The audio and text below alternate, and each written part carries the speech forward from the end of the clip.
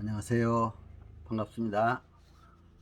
오늘은 행정사법 주요 개정 내용에 대해서 말씀을 드리도록 하겠습니다. 저는 현재 대한행정사협회 교육부회장을 맡고 있는 박완신 교수입니다. 이제 대한행정사회가 이제 설립추진위원회를 통해서 그동안 준비 작업이 지금 한참 되고 있는데, 이제 3월 예정으로 대한행정사회죠, 출범을 앞두고 있습니다.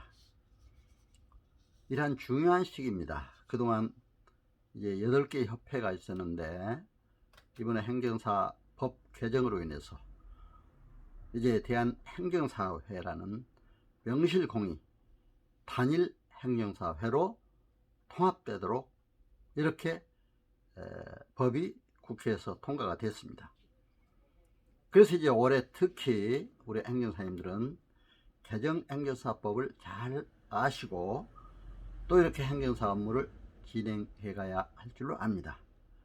그래서 오늘은 여러분들에서 이 문제가 필요할 것 같아 개정 내용에 대해서 잠시 말씀을 드리도록 하겠습니다. 저도 이제 대한행정사협회 교육부회장 또 법률정책위원장을 맡으면서 계속 이 법 개정에 관여를 해봤고, 또 국회에도 가서 행정안전위원회라든가 또 법제사법위원회 또 각 유관 관계기관과 협의도 하고 함께 또 우리 회장단이 참여한 바도 있습니다. 그래서 오늘 제가 이 과정에 대해서 말씀을 드릴까 합니다. 이제 행정사법 개정안은 2018년 3월 23일 정부 입법안으로 국회에 제출이 됐습니다. 행정안전위원회 또 법안 심사소위원회 법제사법위원회를 통과한 후에 2020년 5월 20일 17시 15분에 재석 168명 중 164명이 찬성함으로써 국회에 통과가 됐습니다. 국회에서 이제 정부로 이송이 돼서 국무회의 통과 후에 6월 9일 공포가 됐습니다. 공포되면서 1년 유예 기간을 거쳐서 시행하도록 되어 있기 때문에 2021년 6월 10일부터 새로 개정된 행정사법이 시행되게 됩니다. 그래서 그동안 이제 설립추진위원회를 구성해서 이 법 시행을 위한 준비를 계속 해왔습니다. 그렇다면 이제 대한행정사협회 이 행정사법 개정 주요 내용은 어떤 것이냐 말씀을 잠깐 드릴까 합니다. 3명 이상 행정사를 구성원으로 하는 행정사 법인 설립하도록 행정사법 25조의 2에 규정을 하고 있습니다. 그리고 이제 행정사의 품위 향상과 직무의 개선 발전을 위한 대한행정사회 설립 및 의무 가입을 5장에 신설을 했습니다. 이것은 민법 49조에 따라 대표자 등 임원 선출 후에 설립 등기함으로 이제 부칙 제3조는 설립 등기 후 대한행정사회 회장이 선임되면 지체 없이 행정사회의 회장에게 그 사무를 인계해야 한다고 이렇게 개정안은 밝히고 있습니다. 그리고 이제 퇴직공무원 행정사의 퇴직 전 1년 이내에 근무한 행정기관 관련 업무 수행은 수임 불가하다 이렇게 되어 있습니다. 그러니까 최소한 자기 부서의 업무를 하려면은 퇴직한 지 그러니까 퇴직으로부터 1년이 지나야 할 수가 있다 이렇게 볼 수가 있습니다. 또 행정사 교육 강화를 위한 실무 교육 외 연수 교육을 실시하도록 이렇게 규정을 하고 있습니다. 그리고 이제 행정사 업무 신고 확인증에 대여 알선 금지 조항을 신설을 했습니다. 행정사법 제14조 3항 및 제36조 1항 2호에 규정이 되어 있습니다.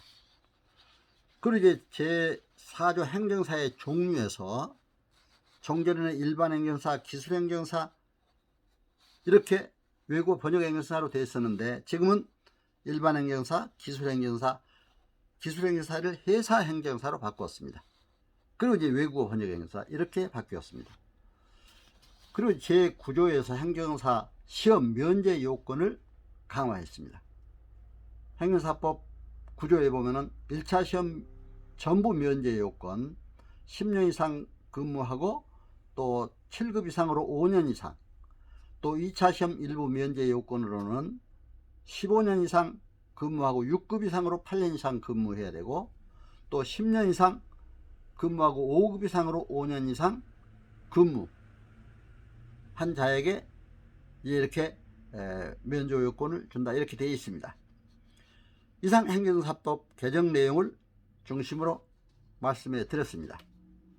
행정사를 이러한 행정사법 개정과 또 환경 변화에 창조적으로 대응하는 변동 여건, 체인지 에이전트로서 국민의 편익을 위해 국가와 민족을 위해 섬기고 봉사하는 우리 행정사님들 다 되시기를 기원합니다. 그렇다면 우리 행정사법 그동안에 어떻게 우리 행정사 제도가 발전해 왔느냐. 1906년 경시천령 52호로 대서업 규제의 규칙으로 행정사법이 제정 공포되었습니다. 그러다 1961년 행정사 서사법 제정을 공포해서 행정서사의 허가 및 의무사항을 규정을 했습니다.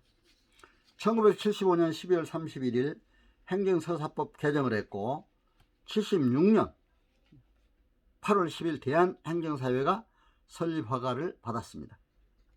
1995년 행정사법을 현행 행정사법으로 개정을 했고 2011년 3월 23일 행정사법으로 개정해서 이제 38조 부칙 7조로 개정이 된 내용입니다만, 그렇게 해서 대한행정사회를 대한행정사협회로 변경을 해서 또 그동안 대한행정사협회도 설립이 됐고, 그 이후에 7개 행정사협회가 또 설립이 됐습니다. 잠깐 살펴보면 이제 한국일반행정사협회, 한국행정사협회, 또 한국공인행정사협회가 있죠. 또 전국행정사협회, 또 회사행정사협회, 그러니까 기술행정사협회죠. 또 외국어 번역행정사협회, 이런 행정사협회들이 있었다는 것을 말씀을 드립니다. 그런데 이제 이 모든 협회가 하나로 통합이 돼서 이제 2020년 6월 9일 개정된 행정사법에 따라 2021년 6월 1일 시행되도록 되는 이 행정사법을 함께 우리가 알고 이제 행정사로서 업무에 임해야 할 줄로 압니다. 이제 행정사법 개정의 주요 내용을 행정사법의 주요 내용을 보면요, 목적은 이번 행정사 제도를 확립하여 행정사와 관련된 행정과 관련한 국민의 편익을 도모하고 행정제도의 건전한 발전에 이바지함을 목적으로 한다 이렇게 규정하고 있습니다. 2조 업무 규정입니다. 행정사는 다른 사람의 위임을 받아 이제 다음 각호의 업무를 수행한다 이렇게 되어 있습니다. 그러니까 행정기관에 제출하는 서류의 작성입니다. 이것은 바로 우리가 이제 여러분 민원행정 시간에 잘 이제 교수님을 통해서 강의를 듣게 될 겁니다. 예를 들면 진정사든가 건의서, 또 청원서, 이의신청, 이런 내용증명, 이런 모든 서류들을 작성하도록 이렇게 되어 있습니다. 그리고 권리 의무나 사실 증명에 관한 서류의 작성, 또 이제 인가, 허가 및 면허 등을 받기 위해 행정기관에 신청, 신고하는 대리 업무, 그리고 이제 관계 법령 및 행정에 대한 상담 또는 자문에 대한 응답, 이것을 하도록 이렇게 업무상으로 규정하고 되어 있습니다. 그리고 이제 법령에 따라 위탁받은 사무의 사실조사 및 확인, 사실조사 업무죠. 이런 것도 하도록 이렇게 되어 있습니다. 그래서 이러한 업무 규정에 따라서 행정사는 이제 여러 가지를 하고 있는데, 제3조에는 행정사가 아닌 사람에 대한 금지사항을 규정하고 있습니다.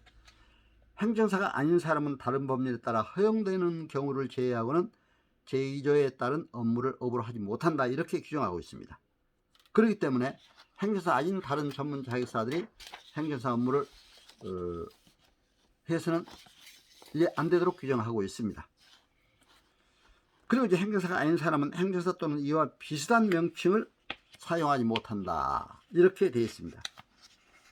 그러니까 행정사라는 명칭을 행정사 아닌 사람이 사용해서는 안 되는 것이죠. 예.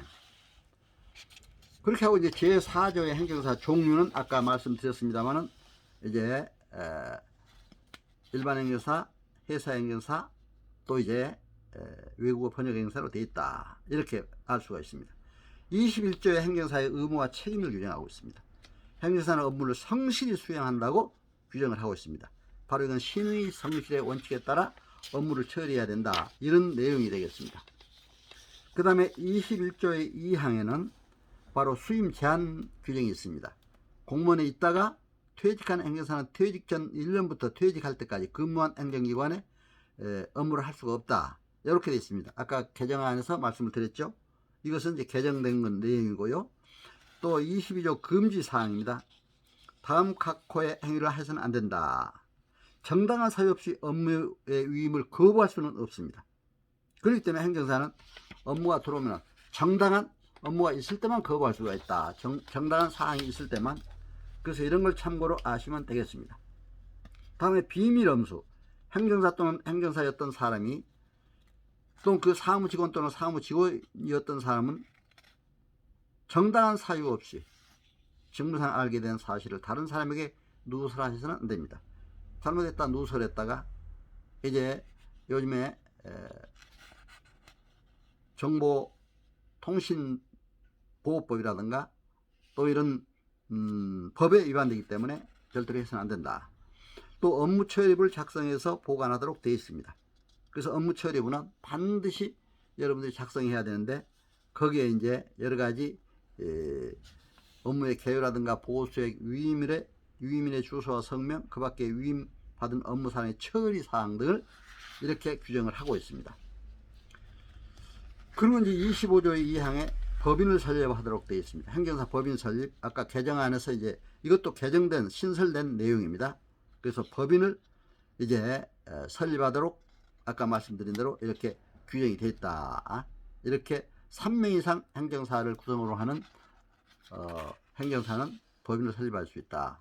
그렇게 해서 법인 설립 조항이 신설됐고 26조에서 또 행정사의 품위의 향상과 직무의 개선 발전을 도모하기 위하여 대한행정사회를 둔다. 이렇게 되어 있습니다. 그러니까 대한행정사회를 통합한다 이런 의미죠. 그렇죠? 예. 그리고 행정사회는 법인으로 한다. 이렇게 되어 있습니다. 또 이제 행정사회 설립, 운영 및 설립인가 신청 등 필요한 사항은 대통령령으로 정한다. 이렇게 되어 있습니다. 그리고 26조의 2는 행정사로서 개업하려면 반드시 행정사회에 가입해야 한다. 이렇게 되어 있습니다. 의무 가입입니다. 이제는 단일 행정사에 반드시 가입을 해야 됩니다. 저희들이 이제 일본 행정사 협회도 방문을 해봤습니다. 2017년 8월 달에 우리 회장단들이 함께 일본 총무성과 일본 행정사회를 방문했는데 거기도 마찬가지였습니다. 단일 행정사회 의무적으로 반드시 행정사 업무를 하려면 가입하도록 되어 있습니다. 그래서 이런 걸 아시고 우리가 행정사 업무를 처리하면 안다 이렇게 생각이 됩니다. 그래서 지금까지 개정된 행정사 법 내용과 행정사 또 일반 지금까지 우리가 시행해오던 조항들을 말씀을 드렸습니다. 이것은 이제 2021년 6월 1일부터 시행되기 때문에 지금부터 여러분들이 이제 이걸 공부하면서 또 잘 아시고 또 행정사 업무를 수행해야 될 줄로 믿습니다. 우리가 대한행사회로 통합되면 우리 행정사는 모두 이제 한 가족입니다. 한 식구입니다. 정말 행정사법 제1조의 목적대로 국민의 편익을 위해서 행정제도의 건전한 발전을 위해서 국민을 섬기고 봉사하는 우리 행정사들이 될 때 반드시 우리 행정사는 이제 국민으로부터도 좋은 평을 받는 이런 행정사가 될 줄로 믿습니다.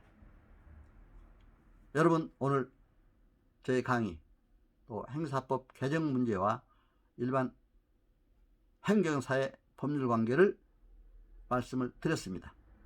여러분 청취해 주셔서 감사합니다. 여러분 건강하시고 행복하세요. 안녕히 계세요. 감사합니다.